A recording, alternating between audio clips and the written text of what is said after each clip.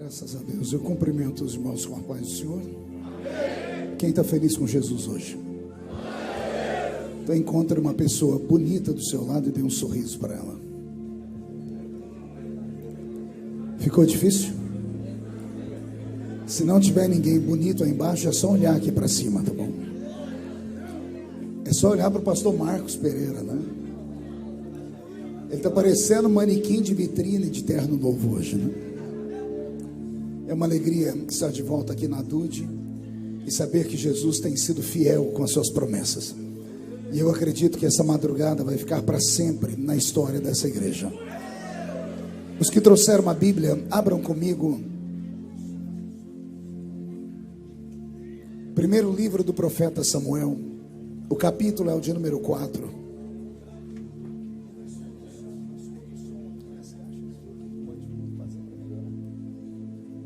Primeiro livro do profeta Samuel, capítulo de número 4. Vamos ler a partir do versículo de número 17.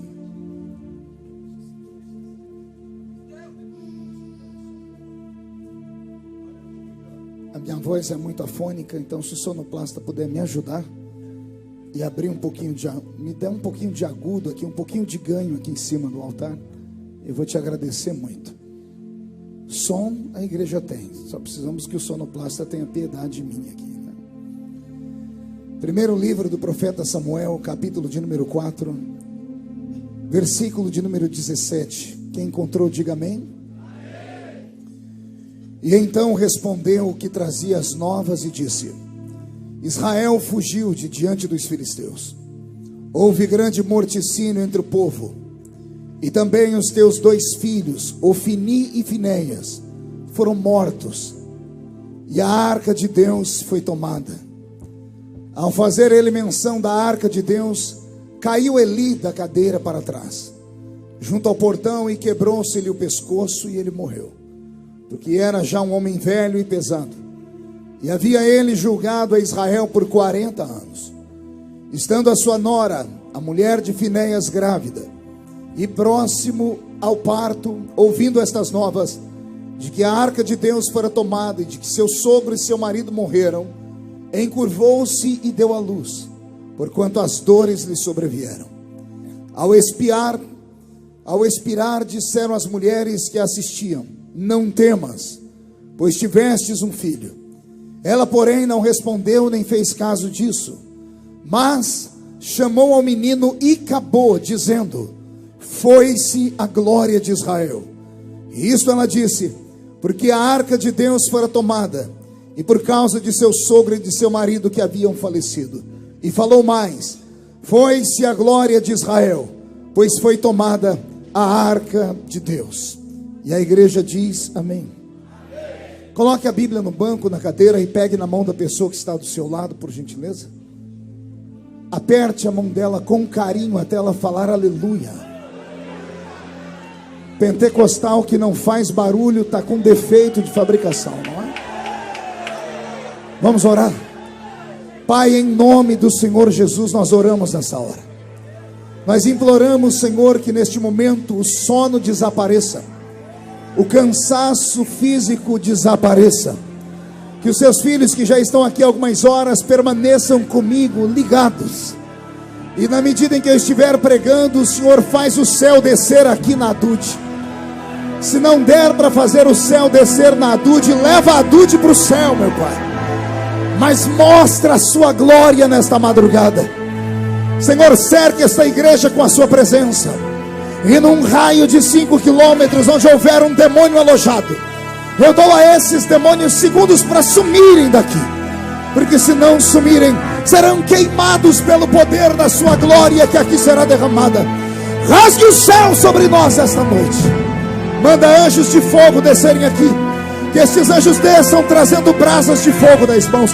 Comecem a esparramar estas brasas entre nós. E onde houver um crente cheio do Espírito Santo, pega ele nesta madrugada, Jesus, e mostra o caminho da verdadeira e poderosa adoração. Fala conosco, fica conosco. É o que eu te peço agora e sempre. E toda a igreja diz: Os que podem, tomem o seu assento aplaudindo a Jesus, porque Ele é bom, porque Ele é maravilhoso. Graças a Deus. Querida igreja, noiva do Cordeiro, simpatizantes da nossa fé, amigos que vieram de perto, de longe, irmãos que estão presentes, irmãos que nos assistem pela internet, eu tenho uma mensagem do coração de Deus para o seu coração nessa madrugada. Pregar em vigília não é para qualquer um. Fazer vigília não é para qualquer um. Aqui está a nata do povo carioca. Os normais estão dormindo ou assistindo corujão. Os anormais não querem dormir e também não querem ver coruja. Querem ver a pombinha do Espírito Santo que vai descer sobre nós aqui nesta madrugada. Então eu peço para você me ajudar em oração, um sonoplasta para sustentar o som para mim, me dar um pouquinho mais de agudo. Você está muito longe, você não escuta como está aqui. Por isso, quando o pregador pedir, dá som para ele, tá bom? Aí eu vou orar pela sua vida para Deus te abençoar cada vez mais. Queridos irmãos, o texto que eu li é um dos textos mais severos da Bíblia Sagrada. Quisera eu ter a eloquência e o carisma que o pastor Marcos Pereira tem para pregar. Eu fico vendo o pastor Marcos Pereira, eu me entrego. É uma bagunça de emoções que ele provoca na gente. Ele faz a gente rir e chorar ao mesmo tempo. Isso é uma graça que Deus te deu, ninguém tira, né? Eu tenho orgulho de ser seu amigo. Ver aqui nessa tribuna tantos homens de Deus, como Daniel, o filho do pastor que está aparecendo aqui. Eu achei que era o Benny Hinn que tinha chegado aqui, né? O Vaguinho, né, que está em forma, né, Vaguinho? De um botijãozinho de gás, né? Mas vai emagrecer, eu tenho certeza disso, né? Então, esta igreja, o que não falta nela são talentos. Eu nem sei por que me trouxeram para pregar aqui. Eu ficaria ouvindo a madrugada toda os testemunhos desse lugar. Mas como Deus não me deu a graça que deu a eles, o Senhor me deu um outro talento. Eu era jovenzinho, pastor Marcos, eu estava fazendo seminário de teologia, era seminarista, e nós tínhamos uma matéria chamada hermenêutica, que é a arte de interpretar a palavra. E o nosso professor, além de nos ensinar a arte da interpretação, ele tentava nos ensinar a pregar. E ele então escolhia alguns alunos e dava para nós um tema, e nós tínhamos que desenvolver uma pregação em 5 minutos. A pregação tinha que ter começo, meio e fim, e ainda fazer o apelo. Tudo isso em 5 minutos.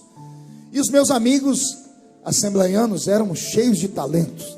Cada um encarnava um pregador. Eu tinha um lá que ele era igualzinho o pastor Gilmar Santos. Ele ia pregar e fazia assim: meu Deus.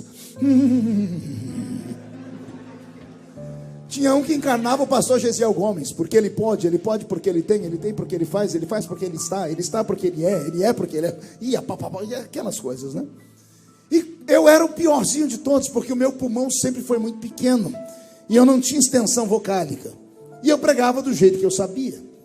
Eu pegava um texto, narrava o texto, e quando eu terminava, até o pastor, o meu professor, estava chorando, mas ele agarrava o microfone chorando e dizia assim: se o Marco não fosse essa história de querer ser pregador, se fosse um roteirista de cinema, seria aplaudido, porque a mente dele é uma mente formidável, porque ele consegue guardar histórias e contar histórias.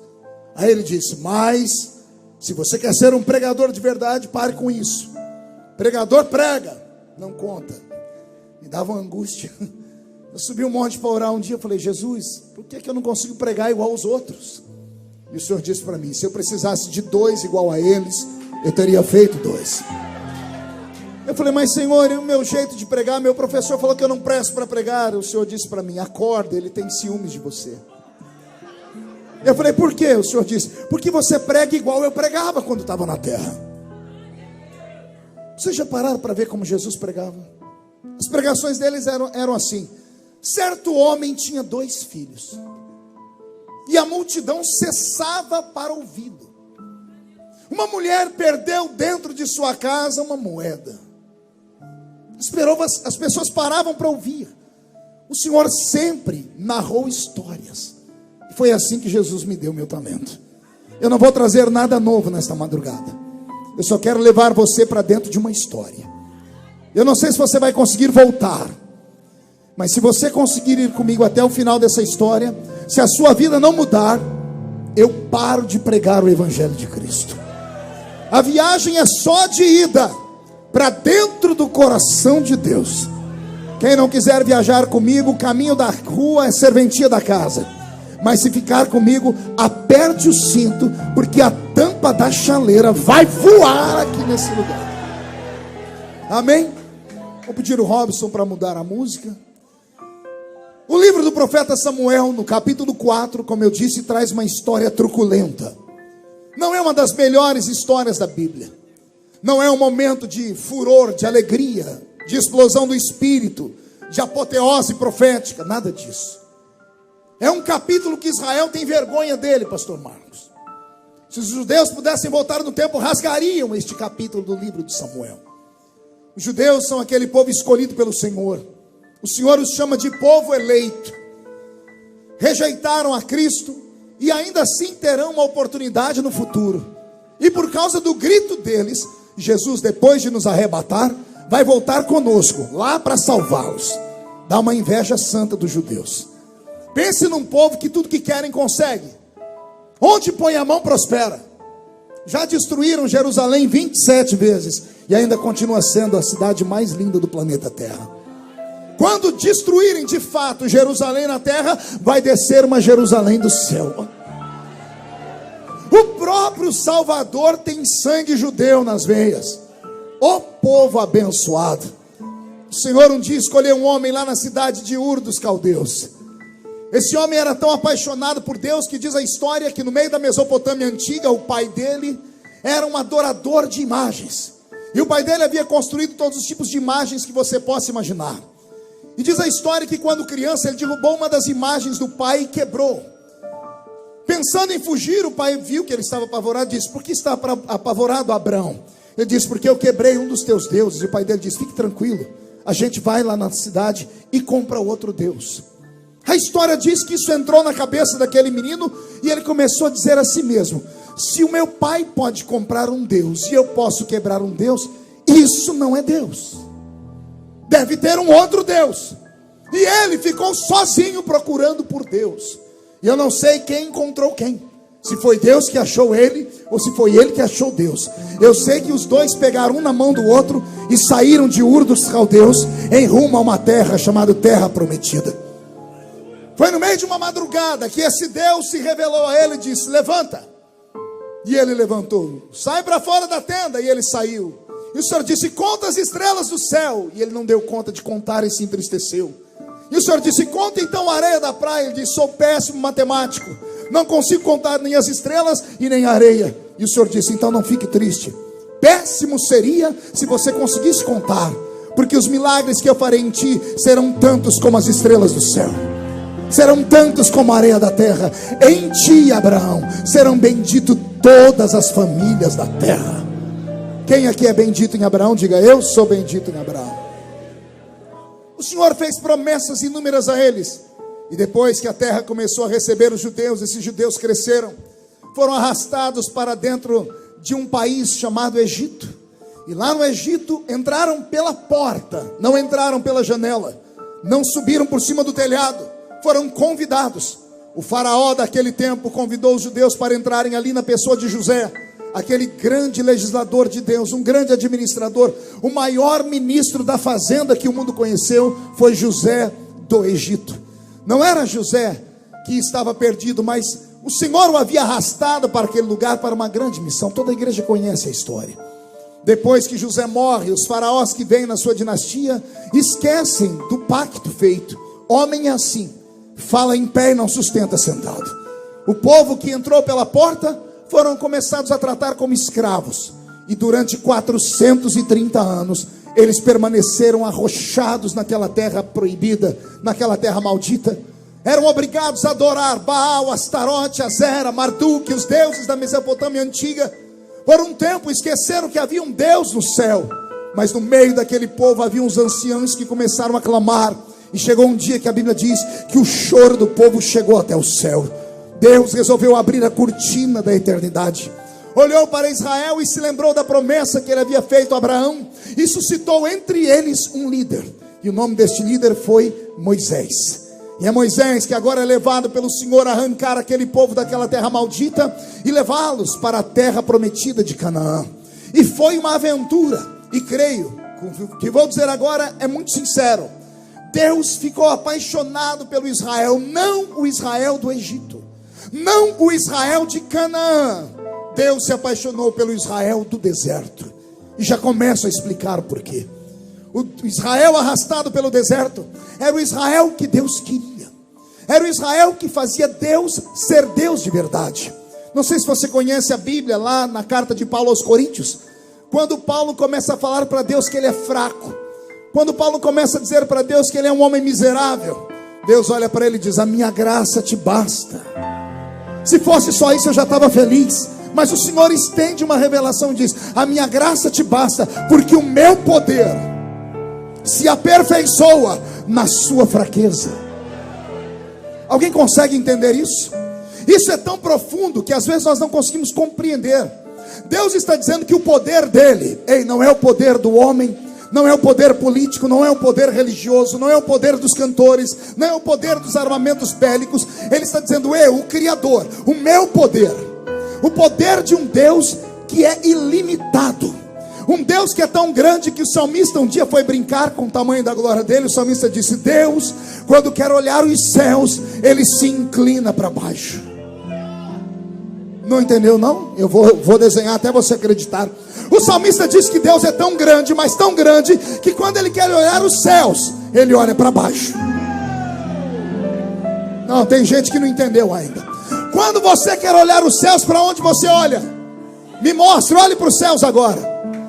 Deus, quando quer olhar esse mesmo céu, ele não olha para cima, porque ele está acima dos céus. Quando quer olhar para o céu, ele se inclina para baixo. O outro salmista diz que ele tem tanto poder que ele pega todos os oceanos e coloca na concha da mão dele. O outro diz que ele tem tanto poder que ele chama as estrelas pelo nome e diz onde elas estão e sabe o número delas. Tem um outro que diz assim: Deus tem tanto poder que criou poderosos anjos, e bastou um anjo numa noite no reinado da Síria para matar 185 mil soldados. Esse Deus é tão poderoso. E pense num Deus que tem fôlego. Eu disse que tem o quê? Você consegue soprar por quanto tempo? Faz um teste aí. Enche o pulmão e sopra. E sustenta, segura, tenta. Quantos segundos? Uns 5, 6? O meu Deus soprou uma madrugada inteira, segurando um mar vermelho aberto para Israel passar. Está lá, o que abriu o mar não foi o cajado de Moisés, não. O cajado era só um símbolo. A Bíblia diz que um vento que saiu da boca de Deus soprou no meio do mar e sustentou o mar aberto numa madrugada inteira.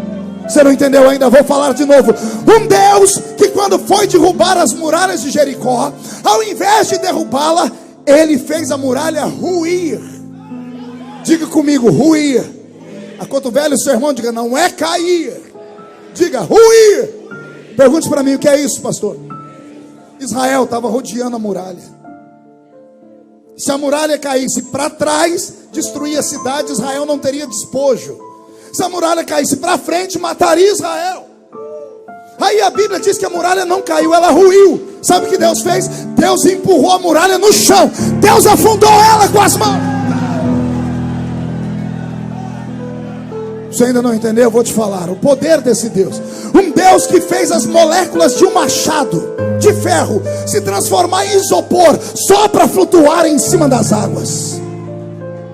Esse Deus todo poderoso, olha o que ele diz: o meu poder se aperfeiçoa quando você está fraco. Pergunte para mim: o que significa, pastor? Que ele só é Deus para aquele que precisa dele. Deus não pode ser Deus dos ricos, porque o Deus dos ricos é o dinheiro. Não precisam de Deus para isso. O que eu vou falar agora é muito apertado, mas eu vou soltar. Deus não pode ser Deus nem desses crentes que são mais santos do que Jesus. São mais santos do que Jesus, que podem julgar até os outros. Esses não precisam de Deus, porque eles são fortes o suficientes. Agora Deus só é Deus quando ele encontra um caído, um machucado, um fraco. E esse fraco diz: me socorre. E Deus diz: o meu poder se aperfeiçoa aí.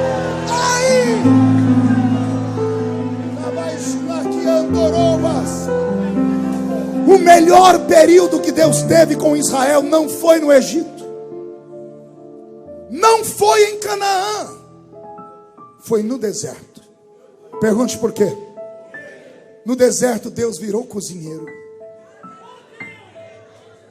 No deserto Deus virou padeiro. No deserto Deus virou churrasqueiro. No deserto Deus criou uma companhia de água para sair de dentro de uma rocha e matar a sede de 3 milhões de pessoas, fora os animais. No deserto Deus virou alfaiate. Deus virou sapateiro no deserto. O senhor é louco, pastor? Leia a Bíblia. A roupa não envelhecia, o sapato não furava, a comida não faltava, pão todo dia, 5 da manhã. O dia que eles enjoaram do pão, Deus fechou a padaria e transformou o céu numa churrascaria e fez cair carne na mesa dele.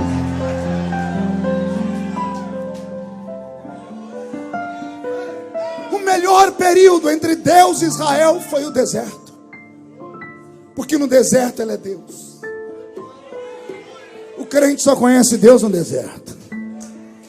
Se você está no deserto, não desespera não, dá glória, porque no deserto Deus caminha contigo. Lembra daquela velha história dos passos na areia? É no deserto que está a areia. É você caminhando forte, você vê 2 marcas de pegadas. Aí a luta vem, a situação vem, tudo fica difícil, você olha para trás, só tem uma marca, e você diz: Deus me abandonou. E ele grita: não, essas marcas aí não são suas, são minhas. Você está no meu colo, eu que estou caminhando, eu que estou conduzindo você pelo deserto. O melhor período de Deus com Israel foi no deserto. No deserto eles precisavam de Deus para não morrer durante o dia no calor do sol. Durante o dia o calor do deserto na península do Sinai chega a 54 graus. E o mesmo lugar à noite a temperatura cai para menos 10 graus. A falta de vegetação, a falta de oxigênio faz com que a temperatura oscile do inferno para o céu, etc. Durante o dia eles não morriam de calor, e durante a noite não morriam de frio. Olha que coisa linda. Os beduínos andavam embrulhados até os olhos ficavam tapados. Os homens que moravam no deserto, magricelos, só sabiam comer mel silvestre e gafanhotos, a pele toda carcomida pelo sol. E Israel, 40 anos no deserto, andavam durante o dia como se estivesse dentro de um carro com ar condicionado. À noite tinha uma tocha de fogo em cima deles que aquecia o corpo deles. E quem sustentava a tocha acesa? O Senhor. Quem soprava a brisa como se fosse ar-condicionado durante o dia? O Senhor. Deus era Deus no deserto. Deus tinha aptidão no deserto. Deus nem dormia. Eis que não dormirá, nem tosquenejará o guarda de Israel. No deserto Deus ficou Deus de verdade. E lá ele cuidou deles. Bastou entrar em Canaã. Oh, desgraça. Colocar os pés na terra que manava leite e mel. A primeira coisa que fizeram, enfiaram a mão nas roupas antigas e começaram a tirar os pedacinhos dos deuses do Egito. Imagem de Baal, Astarote, Azera, Marduk. Imagens de deuses que eram meio homem, meio animais. O deus dos cananeus, Dagon, era meio peixe, meio homem. Um deus dos egípcios chamado Anubis era meio homem, meio cachorro. Israel, que agora viu que não estava mais no deserto, a terra dava para eles a comida, tinha água, tinha mel. Disseram: agora nós não precisamos mais de ti, tá bom, Senhor? O Senhor pode descansar e entrar de férias. Agora nós temos um pedaço de barro para a gente orar. O Senhor acendeu a sua ira e trouxe histórias terríveis. Quem já leu o livro de Juízes sabe do que eu estou falando. 270 anos. Quantos anos? 270 anos de humilhação. 270 anos se curvando diante de outros deuses. E quando eles se curvavam diante de outros deuses, Deus virava as costas, fechava o céu, não chovia. Vinham os inimigos e prendiam Israel. E o Israel que agora está preso, lá na prisão, arrancavam as roupas, cortavam o cabelo, raspavam, jogavam cinza na cabeça, pegavam os deuses e ao invés de destruir, escondiam. E aí diziam: Senhor, tem piedade de nós. E Deus é Pai. Jesus disse: qual filho pedindo ao pai pão, o pai vai lhe dar pedra? Deus de costas ouviu o gemido e ele ia até virar quando ele viu o povo dele chorando. ele levantava os juízes. Levantou ele Baraque, Gideão, Sansão, Débora, Otoni. Ele levantou tantos homens para fazer a diferença naquela terra. E ele queria que esses homens levassem o povo a adorá-lo.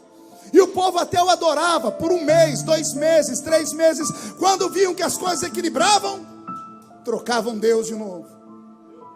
Foram brincando com ele.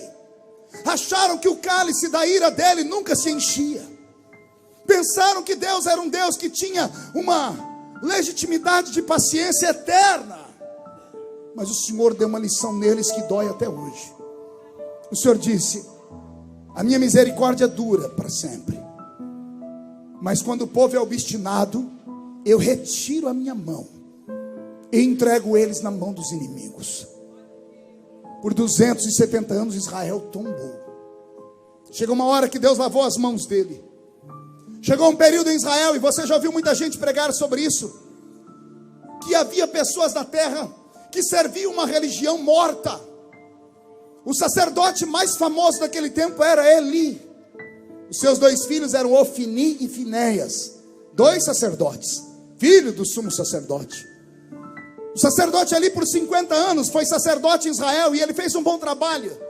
Mas quando ele adoeceu, pastor Marcos, e sentou naquela cadeira, e ele ficou muito gordo, ele perdeu o controle dos filhos. E os 2 filhos dele começaram a cometer pecados grosseiros. Pecados que para os olhos normais, algum vai dizer, não, isso é normal. Os judeus daquela época haviam criado a lei dada pelo Senhor. Todo sacerdote só vai comer daquilo que ele retirar de dentro de um tambor com carne cozida. Os sacerdotes tinham um garfo de 3 pontas. A presença de Deus na vida deles era dada assim. Eles só podiam comer aquilo que Deus dava a eles. Eles pegavam aquele garfo no final do dia, fincavam naquela panela, e o pedaço de carne que trouxesse era a comida deles e das famílias deles. Mas a Bíblia diz que Ofni e Finéias não queriam carne cozida, queriam carne assada. Pastor, é pecado comer churrasco? É claro que não, bocó. Mas naquele dia Deus criou aquela lei para eles. Deus estendeu a lei e disse: não é para fazer. Por mais estranho que fosse, Deus só queria a obediência. Mas eles não queriam obedecer. A Bíblia diz que as mulheres vinham ao santuário para trazerem ofertas. Ofni e Finéias as arrastavam para dentro do santuário e as estupravam e violentavam.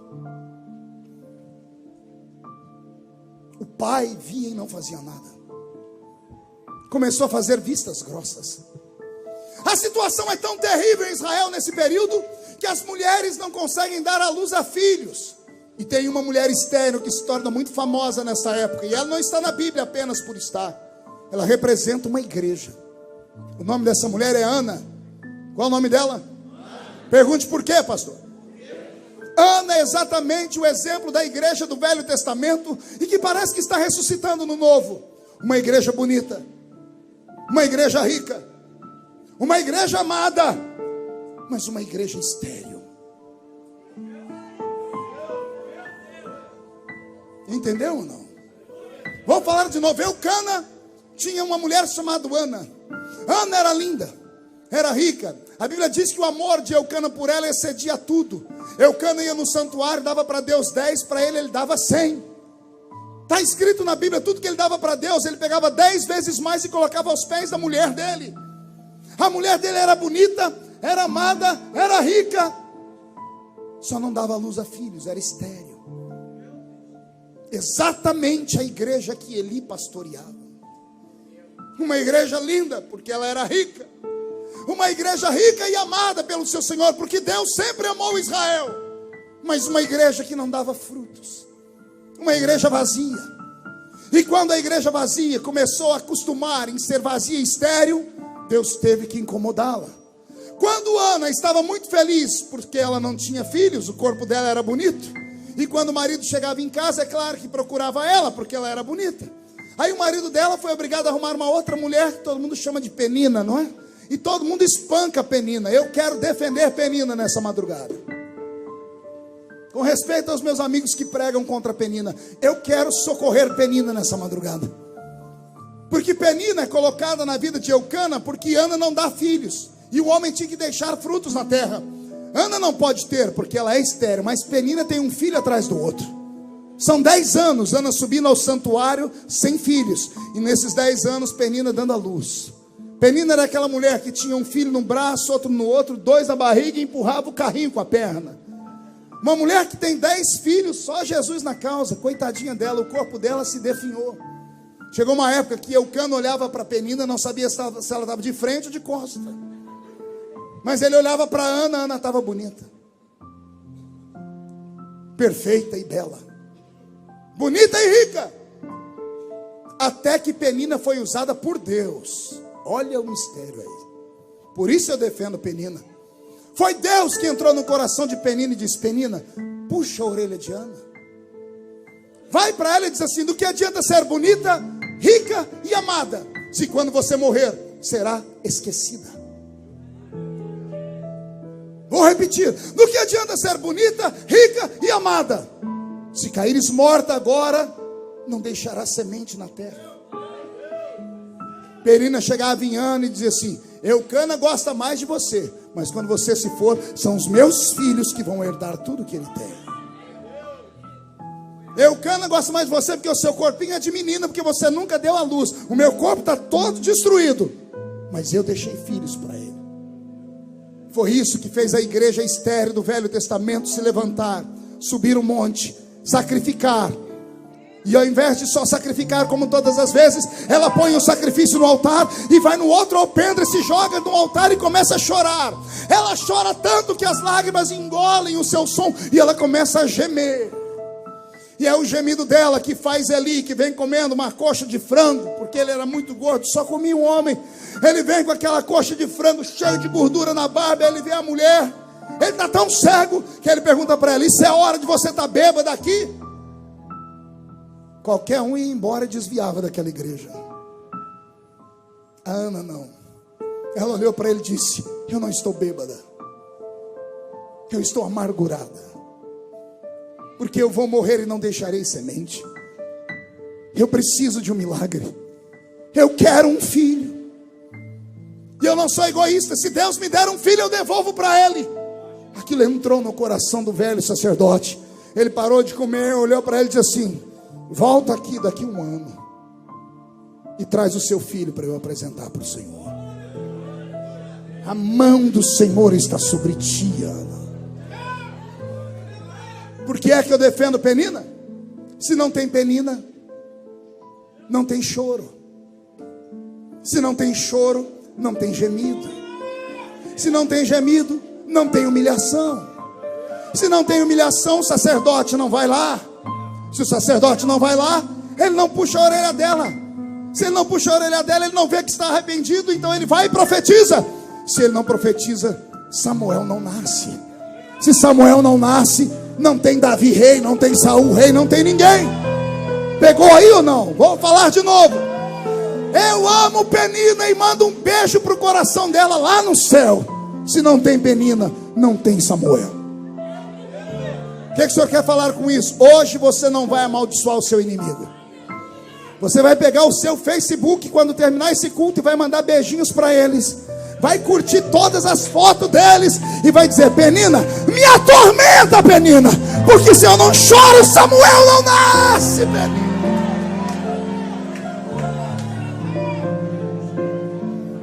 Até aí tudo bem? Estamos crescendo. Samuel nasce. Penina devolve ele para o Senhor. Ele é colocado dentro do santuário. A situação de Israel era tão triste que não havia um justo naquela terra. Nem as crianças estavam puras. Deus, para trazer um avivamento, fez uma estéril dar à luz. O menino é desmamado, não vê o mundo, é entregue no altar. Ele vive dentro da igreja. Ele cresce e fica dentro da igreja por 15 anos. Quantos anos? Não ouvi. Só que aí tem um versículo na Bíblia que eu não consigo entender. Porque a Bíblia diz que o menino cresce no santuário. E uma madrugada ele escuta uma voz. E a voz diz assim: Samuel, Samuel. E ele levanta. Chega no sacerdote ali, o sacerdote ali diz: você comeu demais, vai dormir. E a Bíblia explica: Samuel não conhecia o Senhor. Você entendeu? Como é que alguém criado dentro da igreja, pastor, 15 anos dentro da igreja sem conhecer o mundo, servindo o sacerdote, matando os animais, fazendo orações, fazendo prece, acendendo o candelabro. O menino trabalhava lá no santuário, mas não conhecia Deus. Ô raça de crente do século 21! Crentes para quem eu estou cansado de pregar. Eu prego tem 30 anos. Preguei em quase 80 países do mundo e quase 4.000 cidades do Brasil. E eu estou ficando ranzinza e chato. Já não aguento mais pregar para esses crentes que vêm para o culto como se estivesse vindo para um teatro. Vem para o culto como se estivesse vindo para um cinema. Vem, quando eu começo a falar, cruza os braços, as pernas, começa a mascar essa desgraça desse chiclete, põe a mão no queixo, olha para o céu e filosofa. To be or not to be, that's the question. Ficam vendo se eu estou ou se eu não estou crente mais. Quando termina o culto, reúnem lá fora com meia dúzia de crentes que tem a língua maior do que essa gravata, para falar: olha, ele está mudado. O homem não tem mais unção, não tem mais graça, não tem mais isso. A cantora desafinou na segunda estrofe. Que Deus te pegue nessa noite, seu crente morto.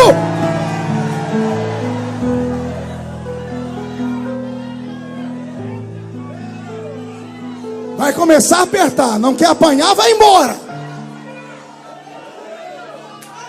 A mão de Deus está sobre a Dude nesta noite. E Deus não está fazendo isso porque Ele não ama. Pelo contrário, vai explodir um avivamento desse lugar. Um avivamento que vai percorrer o Rio de Janeiro, o Brasil e o mundo. E você será o veículo deste avivamento. Se alguém crê nisso, pega essa profecia, põe no seu peito e dá um grito de glória.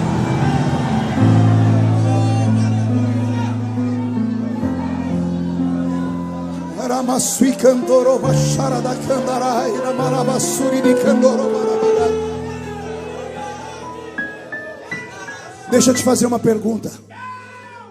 Se o sumo sacerdote está cego, se os filhos do sumo sacerdote estão desviados, me diga como está o povo.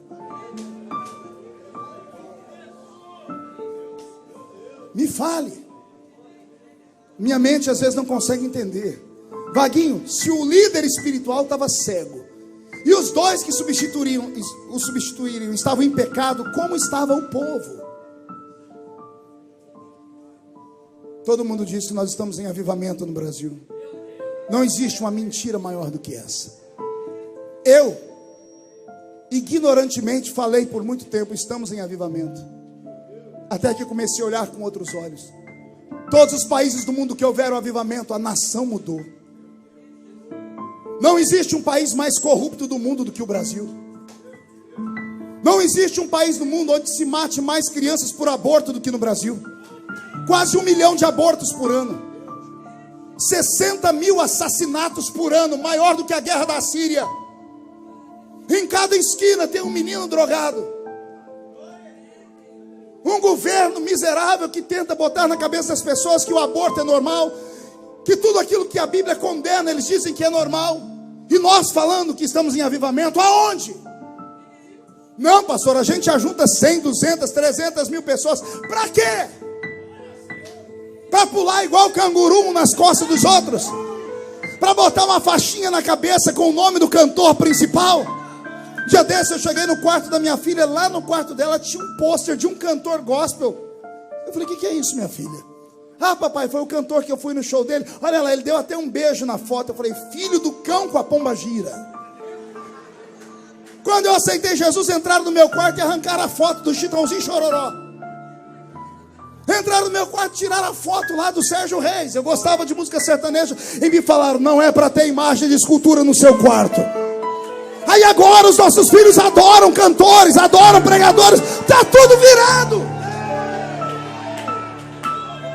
Está tudo virado.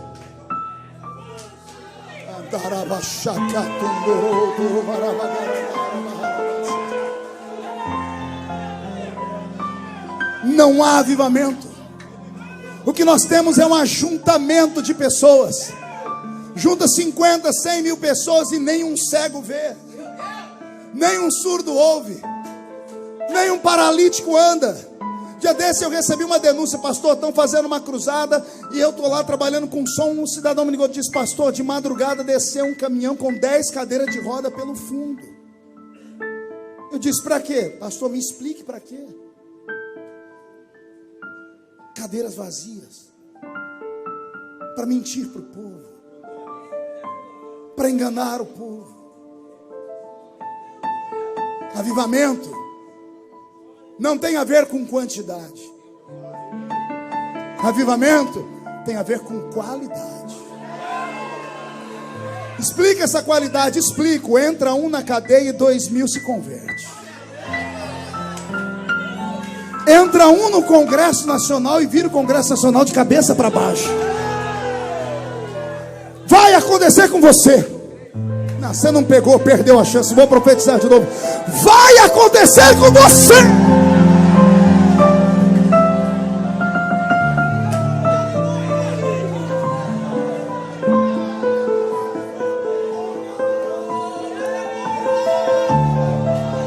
Naquela madrugada, o velho Eli se levantou. Ouviu o menino que foi procurá-lo por 3 vezes, e o temor caiu sobre o velho Eli. Disse: Samuel, meu filho, quando eu era jovem eu ouvi essa voz também. E há de ser que se essa voz te chamar pelo nome de novo, diz assim: fala, Senhor, porque o teu servo ouve, Senhor. E assim aconteceu. Deus falou com Samuel. Ele disse: eis-me aqui. E o Senhor disse: eis que eu te levanto para ser o fiel da balança em Israel. Trarei juízo àqueles que fazem o meu povo errar. Farei o meu povo viver um tempo de abandono, porque o homem só dá valor naquilo que perde. Vou repetir: o ser humano só dá valor naquilo que perde. E como é que foi que Deus fez isso? Capítulo 4 do livro de Samuel. Os filisteus se levantam contra os judeus. O atalaia que está em cima da muralha de Jerusalém olha com seu binóculo e diz assim: tem 10.000 filisteus esperando para a batalha. Israel dá um brado aqui embaixo. O chefe do exército diz: quero 30.000 judeus. Quando os 30.000 começaram a marchar acima de 30 anos, quando abriu o portão e saiu o exército de 30.000 batendo o pé no chão, Israel inteiro vibrou. E as mulheres disseram: vamos preparar comida, a festa, porque não vai dar nem para o cheiro. São 30 contra 10. 30 contra quantos? É 3 por 1. A batalha estava ganha, mas começou a dar tudo errado. Diz a história que um filisteu jogava uma lança, e a lança que era para acertar um, pegava 4. Uma flecha que era para acertar um, a flecha atravessava inteira e pegava o outro. De repente Israel fez uma contagem, pediram trégua, foram cuidar dos soldados e começaram a contar os mortos. Ofni e Finéias estavam lá no meio. Um olhou para o outro e disse: mano, nós temos que usar a arma secreta de Israel. A arma secreta. Cotovela o seu irmão, diga: você tem ela? Diga: cuidado, ela pode falhar. Eles entraram no santuário e falaram: pai, estamos perdendo a batalha, precisamos empolgar os soldados, só tem um jeito: empresta a arca da aliança. Botaram a arca da aliança nos ombros, uma caixa de madeira pintada de ouro com 2 querubins em cima dela. Israel estava com a história atrelada a esta arca. Com esta arca nos ombros, os sacerdotes abriram o rio Jordão. A vitória vinha com facilidade. Ofni e Finéias entram no meio do arraial dos judeus com aquela arca. Quando o sol bateu em cima dela, os jovens que só conheciam de ouvir falar, repita comigo: só conheciam de ouvir falar. Acotovela o seu irmão de novo e diga: chega de lendas. Quando viram aqueles querubins, a boca miúda começou a dizer: esta é a arca, é uma arma secreta. Quando ela chega, a vitória chega. E o povo foi se empolgando. Os doentes começaram a gritar, e os vivos também. Israel deu um brado tão alto que os filisteus ameaçaram correr. Quando eles foram correr, olha o que eles diziam: parece que os deuses que atormentaram os egípcios, os deuses dos judeus, desceram lá. Porque olha o grito deles. Ai, olha o que eu aprendo aqui. Ai, Jesus. Mão direita para o céu, faz um carinho nas costas do irmão, diga: vai doer um pouquinho. Não é o crente que está falando, é o ímpio. O ímpio está falando: escuta o grito. Parece que com esse grito Deus desceu lá. Mas era mentira. Quem foi que disse que barulho?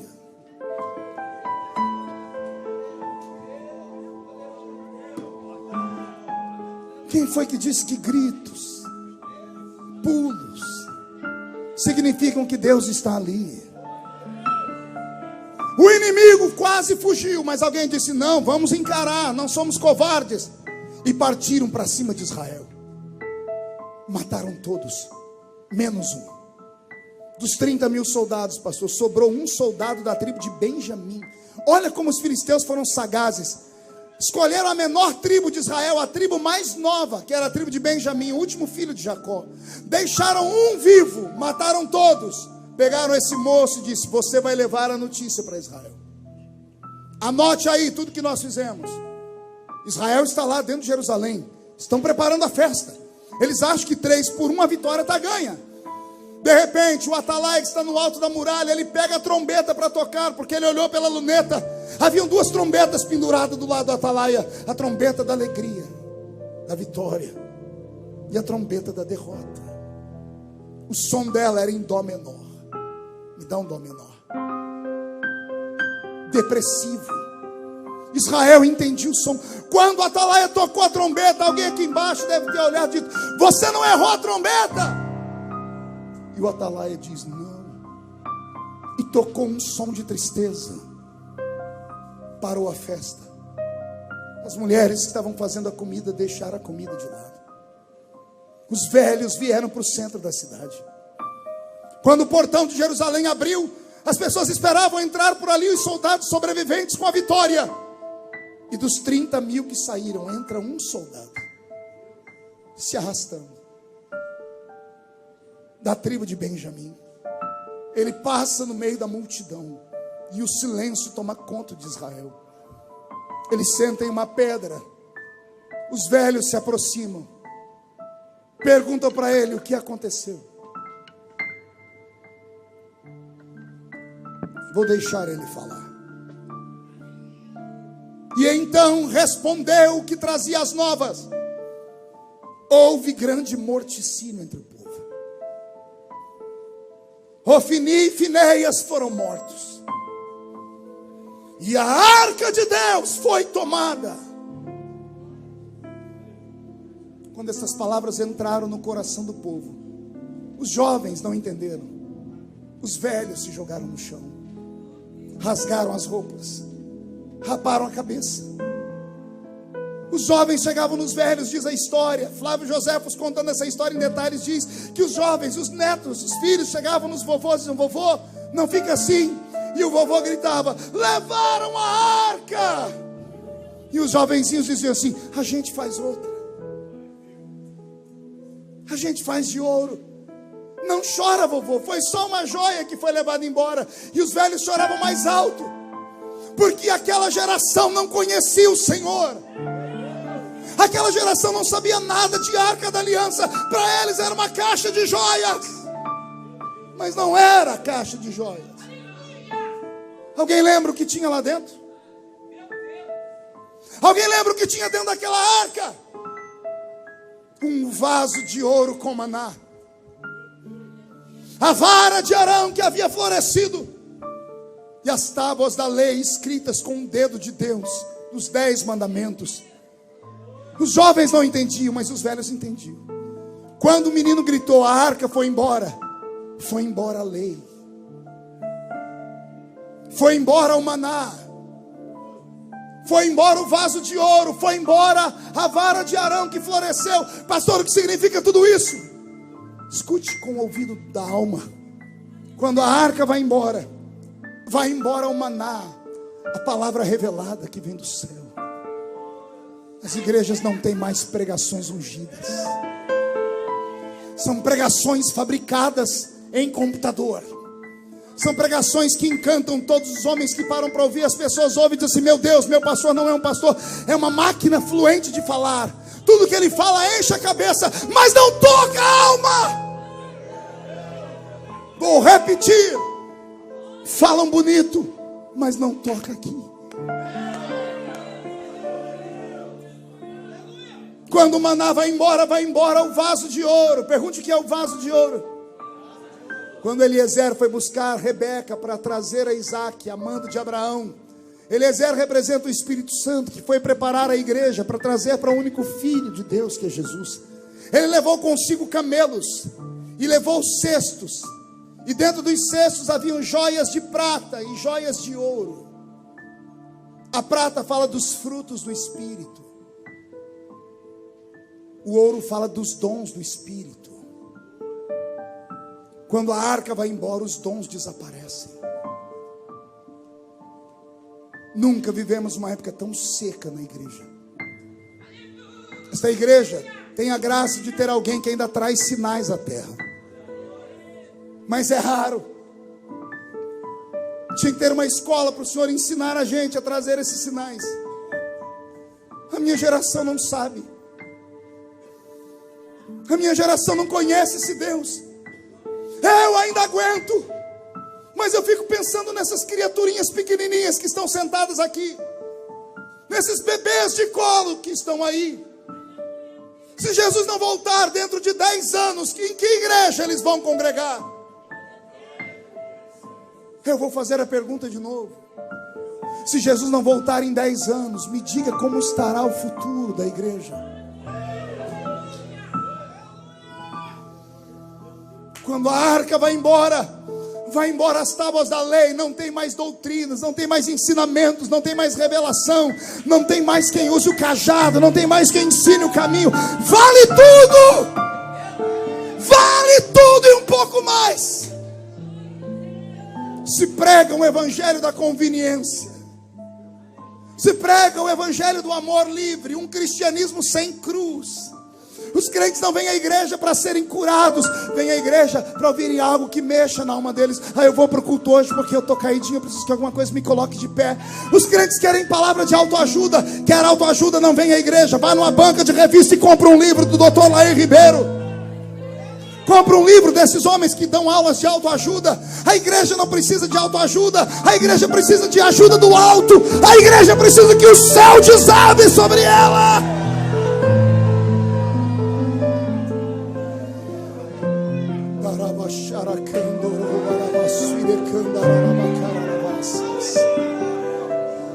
Quando a arca vai embora a vara de Arão que floresceu. Pergunte: o que significa isso, pastor? A vara de Arão fala da oliveira verdadeira, Jesus Cristo. E nós, jambuzeiros bravos que fomos nele enxertados, fala da simplicidade do evangelho, da simplicidade da fé, da simplicidade que assusta o mundo e atemoriza os crentes modernos, da simplicidade de carregar a Bíblia debaixo do braço, e ninguém mais usa a Bíblia. Agora a Bíblia está dentro de um celular. Não é pecado, mas quando deixamos a Bíblia em casa, perdemos a nossa identidade. A Bíblia não é só uma arma, é uma identidade. Por causa da Bíblia, muitas pessoas deixaram de morrer, foram perdoados por bandidos. Hoje, perigoso você morrer com a sua Bíblia digital dentro do bolso e tudo mais. Deixa eu te dar um conselho: não tenha vergonha de andar com a Bíblia. Não tenha vergonha de andar com o hininho da harpa, a harpa cristãzinha. Não tenha vergonha de cantar: ó quão cego eu andei. Não tenha vergonha de falar em línguas estranhas. Não tenha vergonha de andar com as suas roupas. Eu estou aqui, mas eu não sou daqui. Já já vamos embora daqui.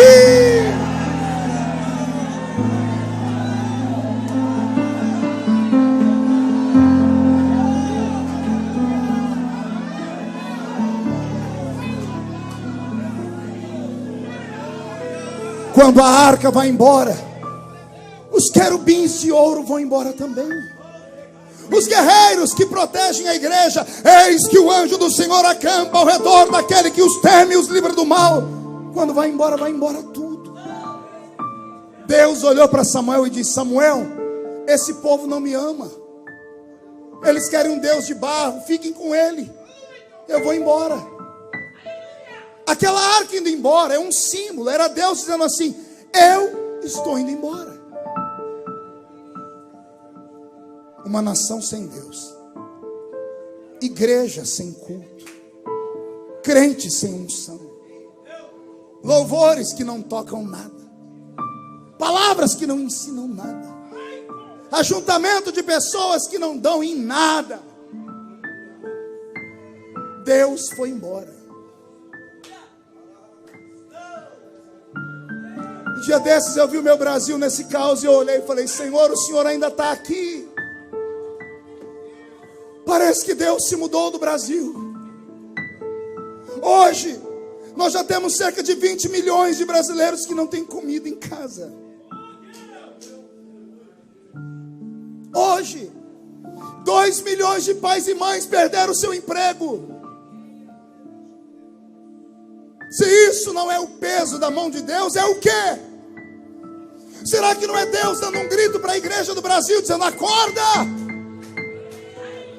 Porque Ele deixou na palavra: se meu povo orar e jejuar, eu ouvirei do céu, eu sararei a sua terra.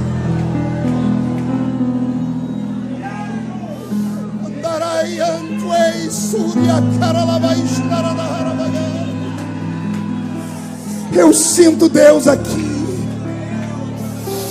Deus está marchando no centro da Adude.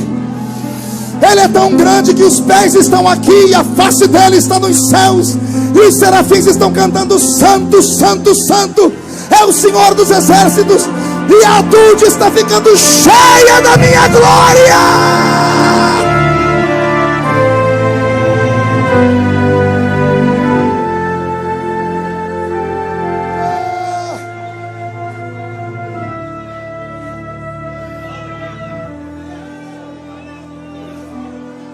Pastor Marcos, estamos pregando para zumbis. Vaguinho, você anda cantando para zumbis. Nosso povo está morto. Não, pastor, eu estou olhando para o Senhor. Meu pai, quando entrou em coma, me olhava também, mas não enxergava. Quando meu pai entrou em coma, ele não era paralítico, mas a perna dele não mexia. Ele não teve derrame, mas os braços dele não funcionavam. Ele não era mudo, mas a boca dele não falava. A única coisa que funciona em quem está em coma é os ouvidos. O médico falou para mim: pode falar que ele escuta. Ele não esboça reação nenhuma, mas ele escuta. É a igreja em que nós estamos vivendo. Os crentes têm olhos, mas não veem. Tem mãos, mas as mãos mirraram. Não estendem, não ofertam, não dizimam, não contribuem. Tem pernas, mas não andam, não evangelizam, não pregam. Não visitam os presos como se estivessem presos com eles. Não vão aos hospitais mais. A igreja está em coma. Ela só escuta. Então quem tem ouvidos, ouça o que o Espírito diz nesta madrugada. Acorda, povo meu! Eu não sei se você sente, mas Deus está aqui. Mão direita erguida para o alto. Coloque no ombro de quem está do seu lado e agarra a pessoa como profeta. Chacoalhe ela com seriedade, sem rir. Chacoalhe ele com força. Diga: Deus te trouxe aqui para isso. Chacoalhe ele. Diga: Deus te trouxe para isso, para sacudir a sua fé, para sacudir a sua alma, para sacudir a sua santidade, para sacudir os dons do Espírito. Deus te trouxe aqui para te sacudir.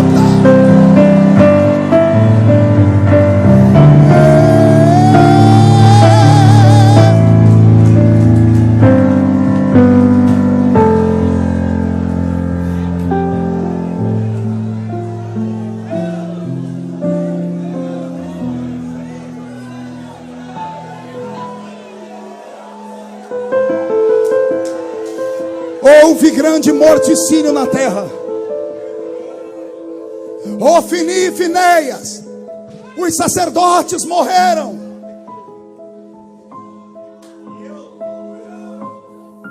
A arca foi roubada. Quando Eli ouviu isso, ele tombou da cadeira, quebrou o pescoço e morreu. A nora dele, quando escutou isso, a mulher de Finéias, quando ela ouviu dizer que o marido morreu, ela sentiu dores de parto. Ela deu à luz. Não havia nada mais bonito naquela época do que uma mulher dar à luz a um filho homem. Colocavam um nome nos filhos, um nome que adoravam a Deus: Daniel, Ezequiel, Samuel, nomes de exaltação. A parteira olhou para a mulher em prantos e disse: Deus levou o seu marido, mas te deu um filho. Põe um nome bonito nele. E ela disse: o nome do meu filho vai ser Ícabo. Toda vez que olharem para o meu filho, vão se lembrar que um dia a glória de Deus foi embora dessa terra. Ícabo. Alguns anos atrás eu estava pregando na Inglaterra. E eu cheguei num templo muito lindo que fica no bairro do Kensington. Era uma igreja histórica. Eu fui professor de história da igreja, eclesiologia no seminário. E eu ensinava sobre essa igreja, a igreja do avivamento inglês. E eu pude conhecer a igreja, pastor. Que coisa linda quando eu entrei naquele templo. Todo de madeira, 2.000 assentos, galeria. E detalhe, não tinha microfone.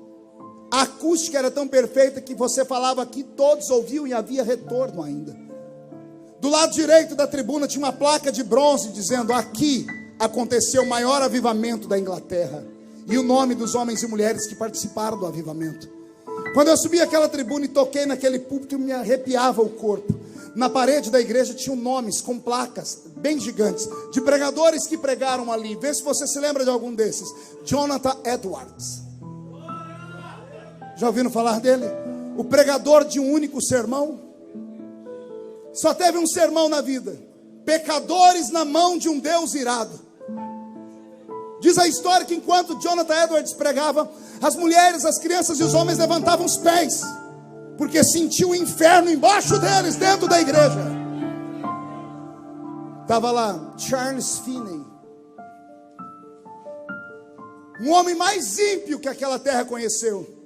Até que um dia ele foi vencido pelo Senhor e no quarto ele disse: tu me usares, serei um homem santo. Ele que bebia e fumava, parou de beber e fumar, começou a pregar. Chamaram ele um dia para ir numa fábrica de tecelagem. Ele foi entrando, ele não pregava. As pessoas começaram a olhar para ele e começavam a cair no chão. Tibum, tibum, tibum. Ele parou uma fábrica dentro da Inglaterra com a presença dele sem falar nada. Spurgeon, John Wesley, todos esses pregaram naquele santuário. E agora eu estava ali, na igreja histórica. Um sininho tocou. O irmão que estava comigo me arrebatou, me levou para o banco e disse: vai começar o culto. Era o culto de Santa Ceia, domingo de manhã, maior culto da igreja. A igreja lotada de bancos vazios. 6 velhos sentados na nave da igreja. Aí chegou o pastor para pregar. O pastor usava uma bata, parecendo uma roupa de padre. Ele chegou com o sermão dele escrito em 12 páginas.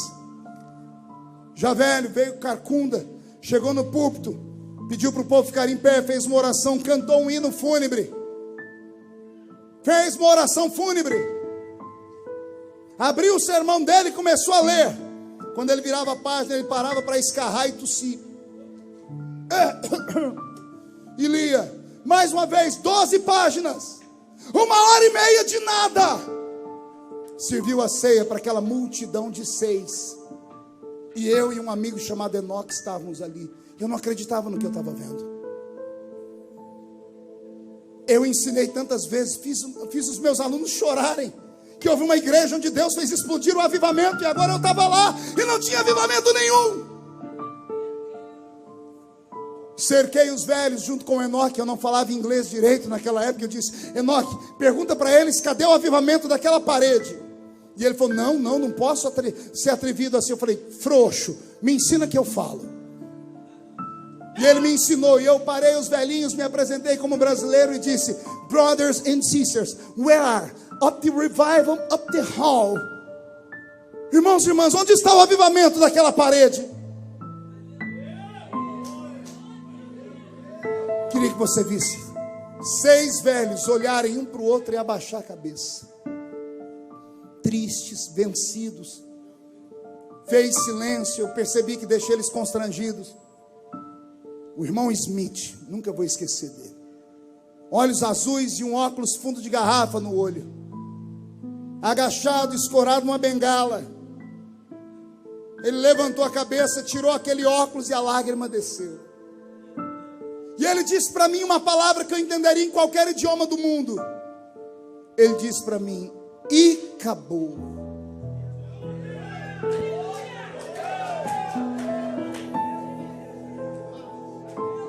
Você não pode sentir o que eu senti porque você não viu o que eu vi.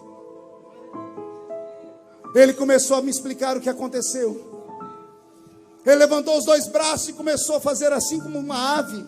E o Enoque começou a interpretar o que ele falava. E ele dizia para mim: lembra do Espírito Santo, a pombinha? E eu disse: yes. E ele falou: não voa mais aqui.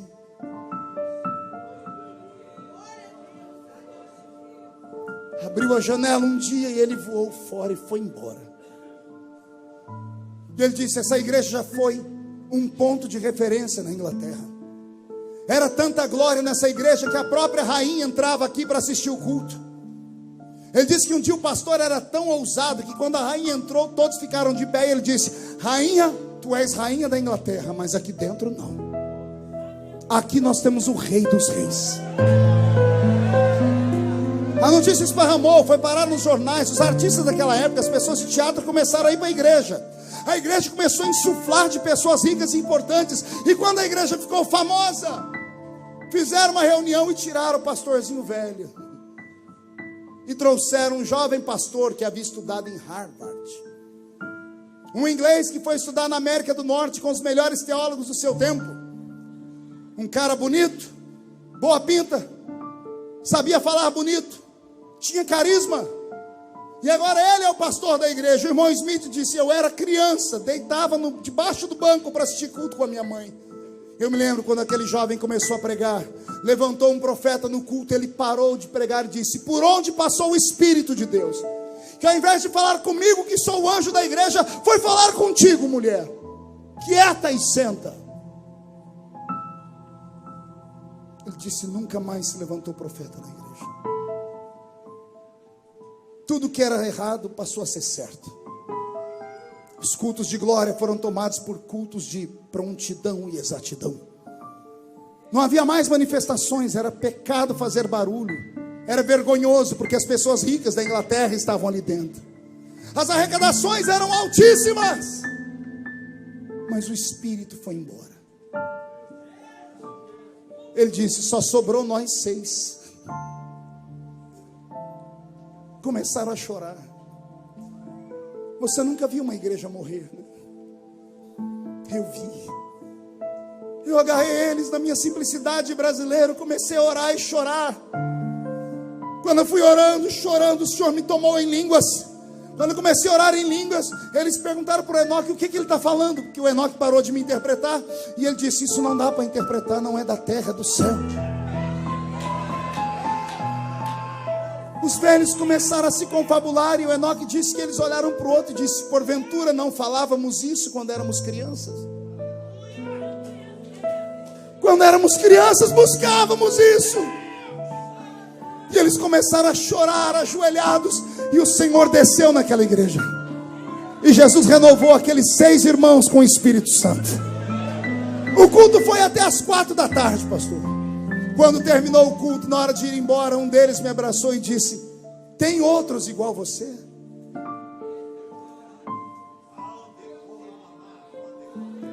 Lá no Brasil tem outros igual você? Aleluia. Escute isso. Uma nação rica e poderosa, um povo que não tem problema com dinheiro, com nada, olharam para um brasileiro nascido na Vila Tatu e perguntaram: tem mais igual você lá? Eu disse: por quê? Eles disseram: manda para cá. Manda para cá para nos avivar. Passe a Macedônia e ajuda-nos. Deixa eu perguntar: tem outros aqui na DUT? Vou falar de novo: tem homens e mulheres aqui que ainda conhecem Deus?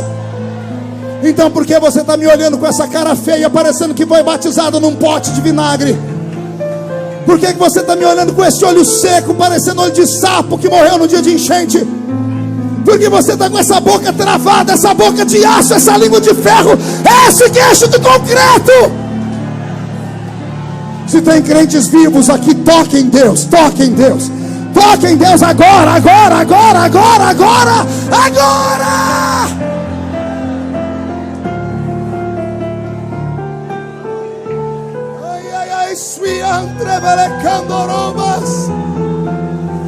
Igrejas e acabou, ministérios e acabou, cantores e acabou, pregadores e acabou. A glória se foi, mas vai voltar. A glória se foi, mas vai voltar. A glória vai voltar se você orar. A glória vai voltar se você jejuar. A glória vai voltar se seus joelhos baterem uns nos outros. A glória vai voltar se você entender que você não está mais na terra, que você está num ambiente sagrado e celeste. Os anjos estão subindo, estão descendo aqui na Dude. E você que assiste em casa, sinta o que nós estamos sentindo aqui dentro. Deus está aqui.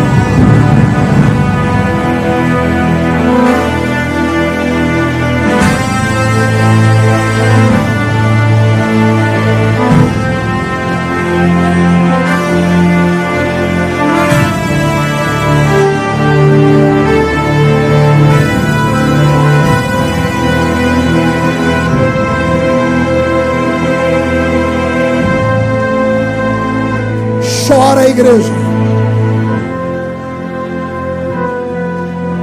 O Senhor não me trouxe aqui para rever amigos. Há muitos anos eu não sinto o que eu estou sentindo aqui. Eu sinto que estou numa igreja remanescente. Eu sinto que eu estou num lugar onde as pessoas ainda acreditam e buscam. Então, por favor, você faz a diferença.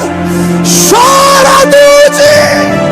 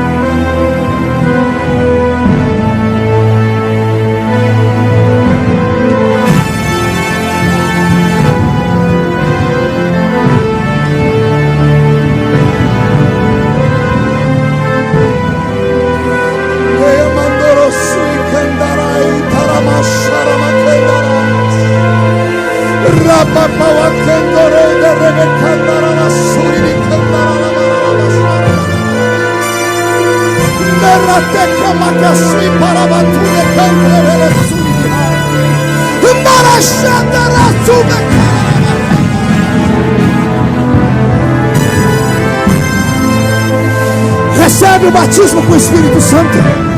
O que é batizado com o Espírito Santo seja renovado agora. Recebe mais, recebe mais, recebe mais, recebe mais.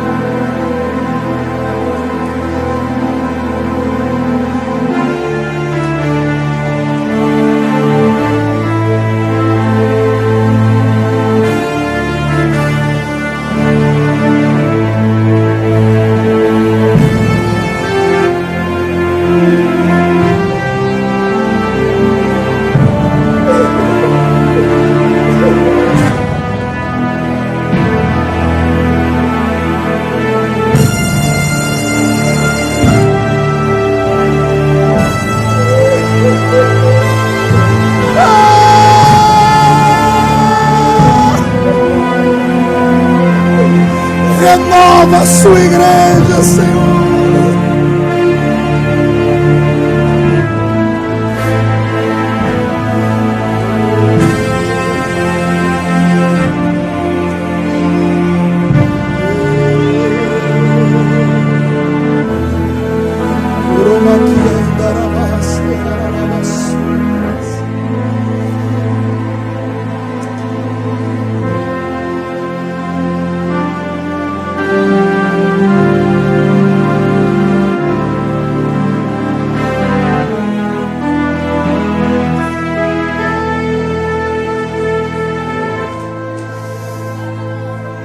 uma explosão no inferno.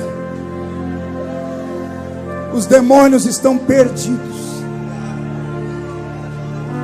Eu escuto barulho de espadas em cima do teto da igreja. Anjos e demônios estão degladiando. Os demônios não sabem o que aconteceu. Deus soltou uma bomba atômica no inferno. O clamor desta madrugada está subindo. Deus vai sarar a nossa nação. Vai sarar.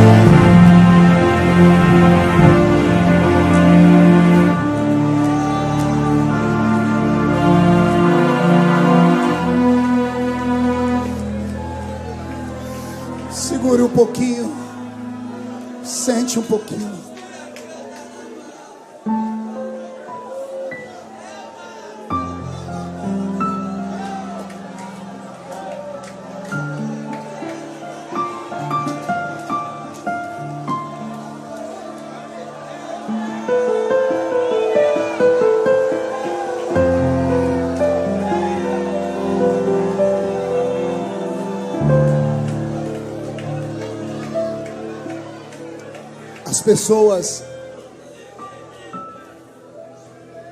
As pessoas que me acompanham,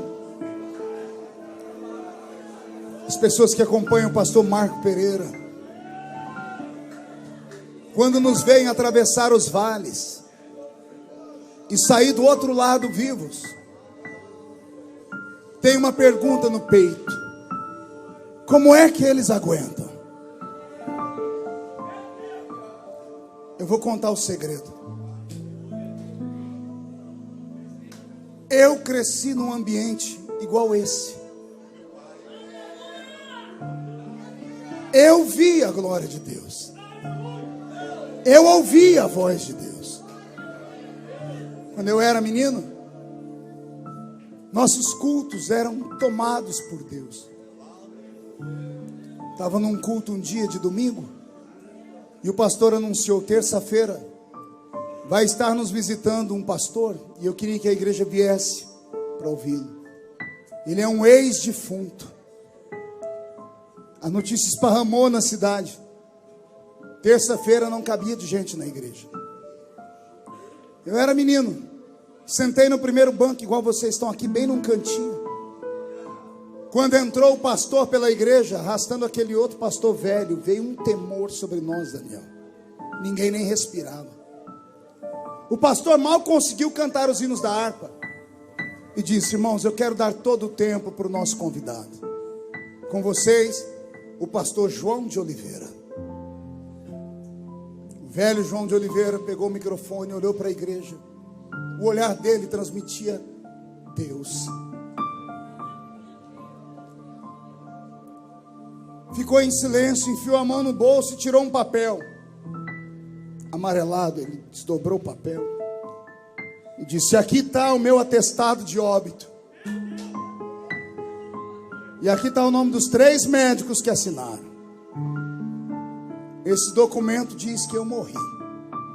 E ele botou na mesa, no púlpito. Ele enfiou a mão no outro bolso e tirou uma foto. E na foto tinha um homem dentro do caixão, com algodão dentro do nariz e na boca, flores e véu. E ele disse: e essa foto sou eu dentro do caixão. Aí um presbítero pediu para ver e a foto passou por todo mundo. Ele disse: eu morri. Cheguei na porta do céu e Jesus não me deixou entrar. Ele estava lá na porta. Ele disse: ele me recebeu gostoso, me deu um abraço e disse: bem-vindo, João. E ele falou: Jesus, estou empolgado, posso entrar? E Jesus disse: não pode. Por que não, Senhor? Eu cometi algum erro? O Senhor disse: não, meu filho, não é por culpa sua, não. É por culpa daquele homem lá na terra. Olha lá. Ele olhou para o chão e abriu o chão. Ele viu uma casa de chão batido, coberto de sapé. No centro da casa, um caixão. E ele deitado dentro do caixão. Num canto, uma mulher com 14 filhos pequenos, tudo agarradinho nela. A porta abriu e entrou um pastor de olhos azuis, chapéu na cabeça. O pastor tirou o chapéu, olhou o defunto, foi lá, olhou a mulher. A mulher pegou na mão dele e disse: ô pastor, pede para Jesus devolver meu marido.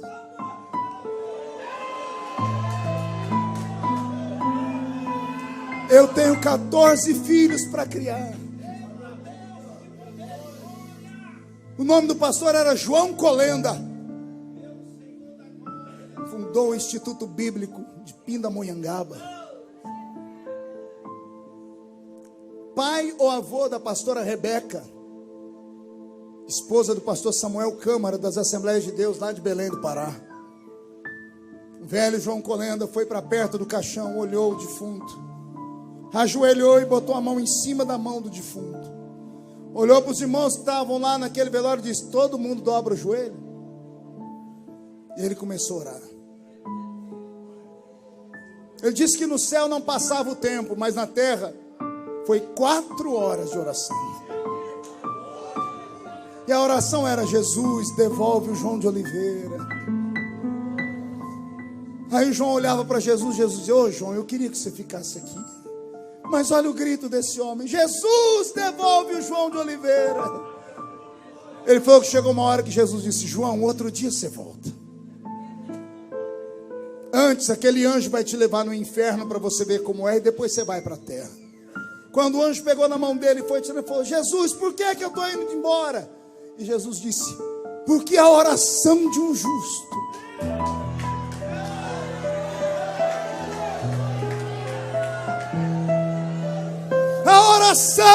justo pode muito em seus efeitos.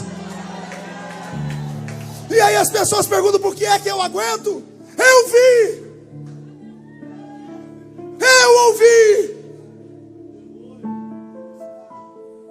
Eu vi a irmã Sebastiana, que não sabia ler nem escrever, no culto de ceia, se levantar e dançar no espírito, e andar no meio da igreja de olhos fechados, bailando.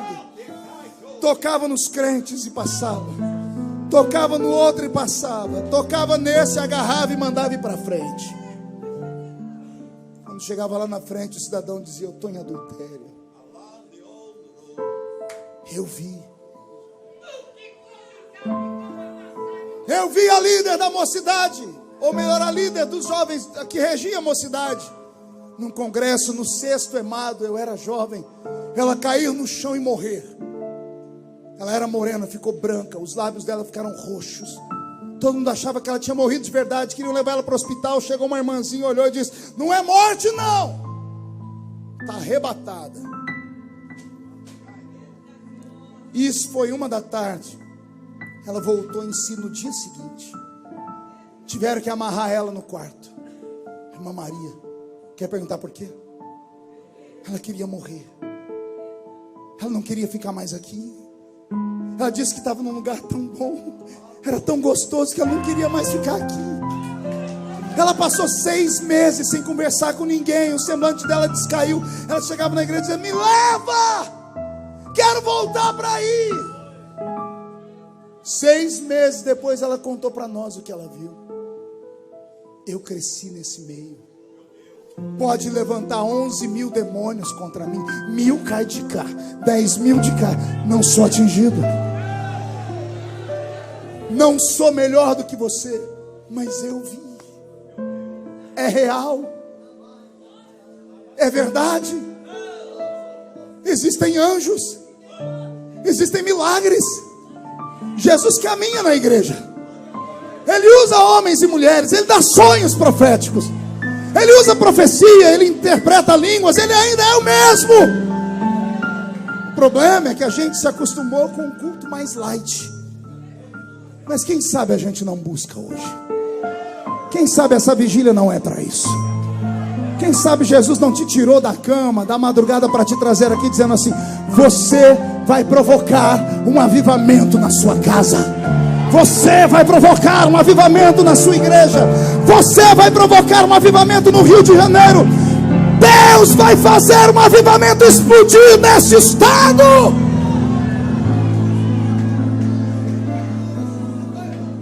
Alguém acredita nisso?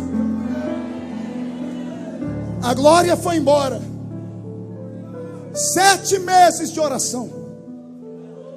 7 meses cantando louvores sem sentir Deus.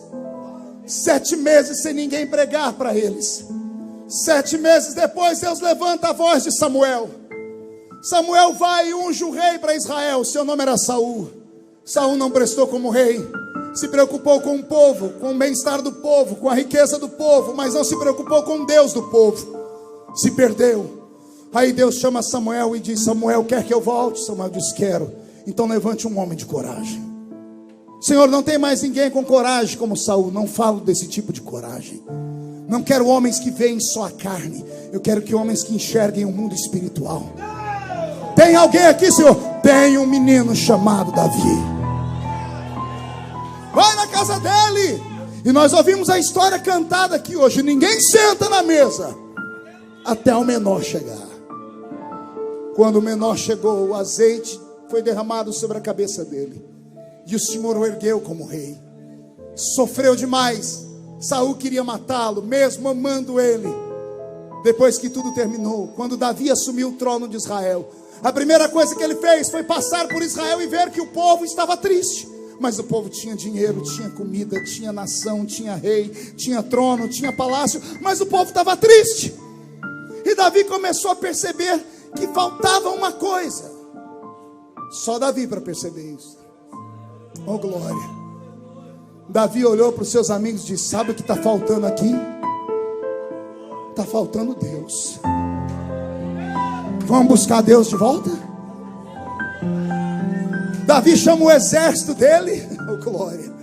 E o exército diz assim: estamos à sua disposição. E Davi diz: vamos lá no arraial dos filisteus. Um mais velho levanta e diz: mas nós não estamos em guerra, vamos deixar eles quietos. E Davi diz: não, eles têm uma coisa que era nossa. O que, Davi? A arca. E alguém diz: não, vamos fazer outra. Não, não tem arca igual aquela, vamos buscar aquela. Mas Davi, vai morrer gente, que morra, mas nós vamos buscar aquela. Quero soldados de coragem do meu lado. E levantou um exército. Na calada da noite, Davi pegou os filisteus de surpresa, matou todo mundo e pegou a arca de volta. Olha para o seu irmão e diga: como é que está o coração? Diga: porque agora é para arrebentar. Muda a música, Robson. Quando Davi matou os filisteus e pegou a arca, ele era inexperiente na batalha. Ele chamou o soldado mais velho e disse: me explica como é que a gente volta para a batalha, da batalha com a vitória. É a minha primeira batalha. Obrigado, soldado. O soldado falou para ele: quando o rei vinha da batalha, ele vinha assim, ele colocava a roupa de rei, a coroa de rei. À esquerda dele vinha um soldado num cavalo com a bandeira do exército inimigo arrastando no chão.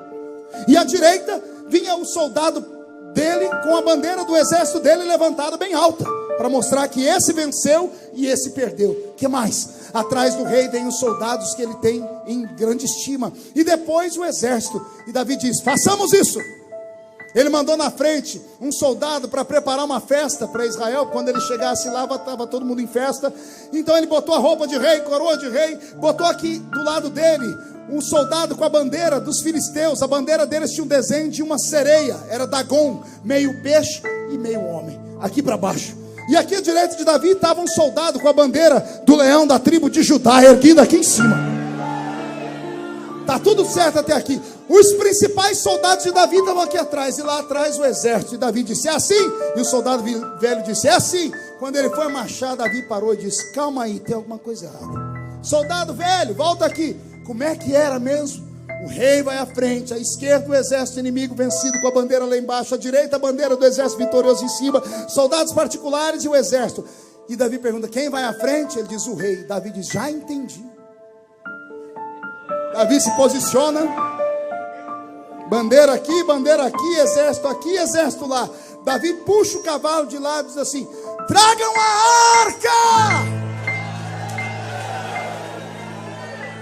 E o soldado diz: não, rei, não é a arca, é o rei. E Davi diz: é o rei de Israel não sou eu, é o Deus da arca. A arca vem puxada por uma carruagem de bois velhos. Davi botou os bois aqui na frente, e os bois nos trotes, daqueles trotes velhos, andando devagarinho. Chegou uma hora que passaram num buraco, a arca entornou, a tampa foi abrir. Um soldado de Davi chamado Uzá pulou em cima da arca.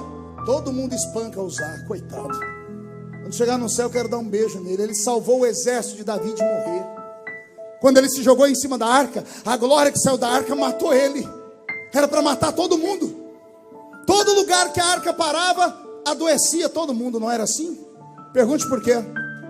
Que graça tem você ter um porta-joia e não poder abrir para ver o que tem dentro? Todo mundo que pegava a arca abria. Quando abria, a glória de Jeová saía lá de dentro e deixava todo mundo doente. Aí o povo tapava a arca. A arca está na frente de Davi. Quando ela abriu, Uzá foi fechar, coitado. Até o escritor diz que Uzá morreu porque ele tocou na arca. O coitado salvou o exército. Davi olhou aquilo e disse: ninguém mais vai botar burro e cavalo velho para carregar a arca, não. Cadê os levitas? Tem soldado levita aqui? Apareceu uns. Põe uma arca nas costas e leva ela. Alguém disse: rei, vai levar 1 ano para voltar para Israel andando desse jeito. Davi disse: vai demorar mais. Por quê, rei? A cada 6 passos que vocês dão, a gente para e sacrifica. Para quê, Davi? Não perco Deus de vista nunca mais. A mulher de Davi preparou uma festa lá em Israel. 2. Uma para o povão no meio da cidade e uma para os heróis de guerra lá em cima no palácio. Quando o Atalaia olhou de cima da muralha e viu o exército vindo com a vitória, dessa vez ele não errou a trombeta não. Ele cantou a trombeta da guerra de verdade. Tocou e o portão se abriu e o povo começou a gritar, porque quem tinha que entrar primeiro era o rei. Quando abriu o portão, o povo começou a gritar: é o rei! Ao invés de entrar o rei, entrou a arca. O povo ficou quieto. E alguém disse: esse rei não sabe como é que volta da batalha, não. Daqui a pouco, Davi botou a cabeça pelo portão e olhou. Quando o povo viu a coroa do rei, gritou: é o rei! Aí fizeram festa. Davi, quando entrou em Israel, desceu do cavalo correndo.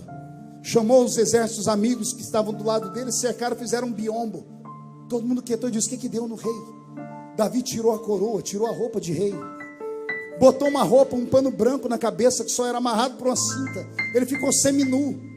Quando os soldados saíram de perto e todo mundo olhou o rei, disse: vixe, o rei enlouqueceu. A mulher de Davi estava lá em cima da muralha, olhou e disse: que nojo do meu marido. Não sabe que isso aí é vergonha? Davi não estava nem aí para ela e nem aí para eles. Quando ele viu o povo gritar para ele, Davi falou: Senhor, não vai embora não, eles não sabem. Era para gritar para ti, não é para mim. Se eles não sabem te adorar, eu te adoro. Davi botou a arca aqui, pediu para o menino levita tocar uma música, sozinho, botou uma mão para trás e a outra para frente, e começou a bailar.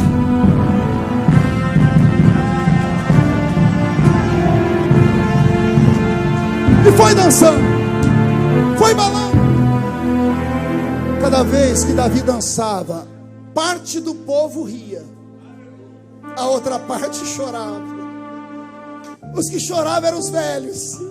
Eles entendiam o que Davi estava fazendo. Os jovens riam porque não entendiam nada. Os velhos diziam: ele está dançando para Deus. A mulher de Davi lá em cima ficou com nojo, mas Davi não estava dançando para ela, estava dançando para alguém que estava acima dela. Deus abriu a janela e olhou. Só que para ver Davi, ele viu Milca primeiro com nojo. Está com nojo do meu filho que me adora? Você nunca mais vai dar à luz, vai ficar estéril, porque quem não me adora fica estéril. Davi, não tem um homem igual você. Peca, mata Urias, dorme com Batseba, mas é um homem segundo o meu coração. Foi me buscar quando todos tinham me esquecido. Que a unção de Davi caia sobre a Dude nesta madrugada. Se os santos não querem, vai você. Vai você, leproso, pecador, miserável, bandido, traficante. Vai você. Vai buscar a glória. Vai buscar Deus.